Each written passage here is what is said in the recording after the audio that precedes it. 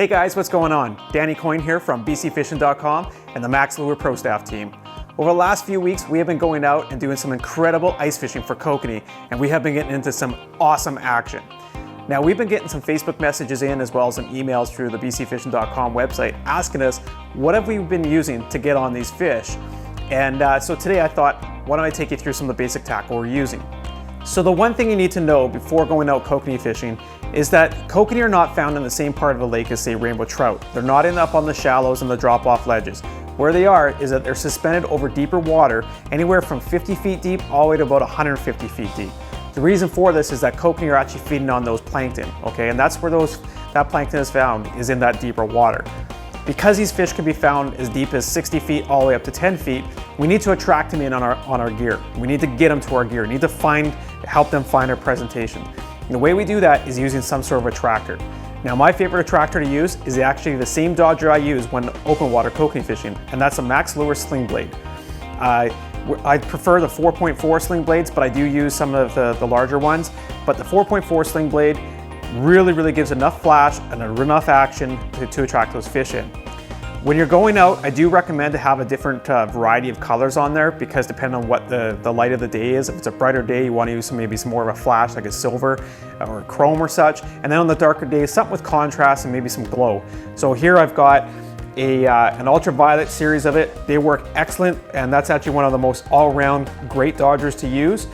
Then I have a darker, kind of a contrast one, like this red here with a little bit of UV. It just creates a little bit extra contrast in the water, as well as the glow. The glow is excellent to use when there's low light conditions or early morning. All right, so from the dodger, what I'm gonna do is, first of all, I'm gonna make sure I have a little bit of a bend in that dodger so it does give some sort of action. When I pull this up, I want the dodger to swing up like this and drop back down. And the more aggressive that I go, I pull up, and the more aggressive I drop, it should flutter a little bit, create a lot of flash and a lot of displacement in the water to attract those fish in. From the dodger, I'm gonna be running down to mainly what we're using is the Max Lure glow hooks. And these glow hooks are incredible because they actually hold their glow anywhere between 15 to 20 minutes. But every 15 minutes, I like to pull up my gear, check my bait, as well as just recharge that glow hook. We are using the glow hooks in the red, pretty much the white, as well as the chartreuse.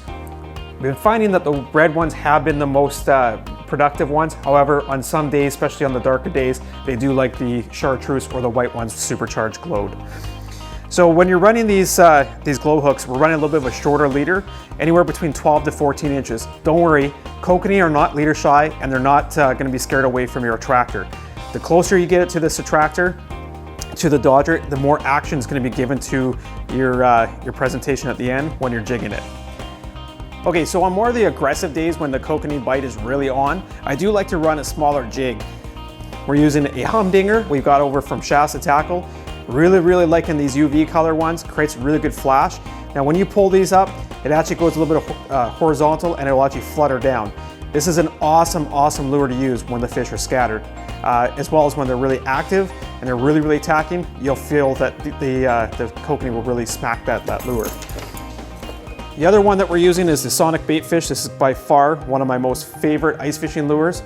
Again, I'm running that between a 16 to 18 inch leader. The Sonic bait fish I'm using in a 1/10 size.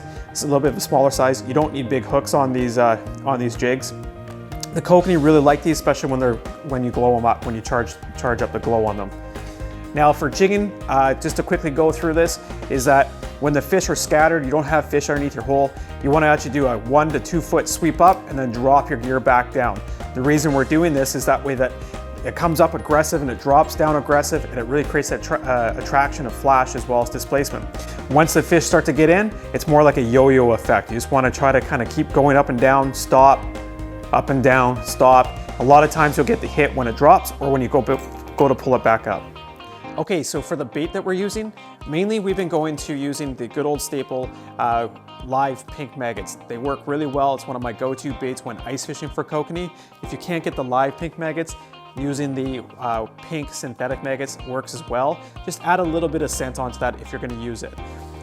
Sometimes I will bring along some cured white shoe peg corn using the Kokanee Magic by ProCure, cure it up and add some extra scent on there, such as the garlic bloody tuna. Garlic's a really great irritant to the fish. It gets them to attack your gear in the slower days, as well as using shrimp and prawn oil sauce, something that's more of a natural scent to them. Really helps those kokanee to hang on to your bait a little bit longer for you allow to get that really good hook set. Now when you're baiting your gear, don't over bait it. Add 1 or 2 pieces of bait and that's it. You don't want to put too much on there to take any action away from spoons or jigs you're using, as well as kokanee do like smaller presentations because they are microfeeders, so over baiting your hook can actually be more of a deterrent than an actual attractant. So give some of this tackle a try next time you're out ice fishing for kokanee. Kokanee is a great late season ice fishing option for you to get out in the water. The kokanee are suspended in that deeper water where the oxygen levels are still pretty decent, which means the fish are active. So go out, give it a try, and if you have any questions, please feel free to look us up at bcfishing.com or on our Facebook page. Thanks a lot for checking out this video, and we'll see you out on the water.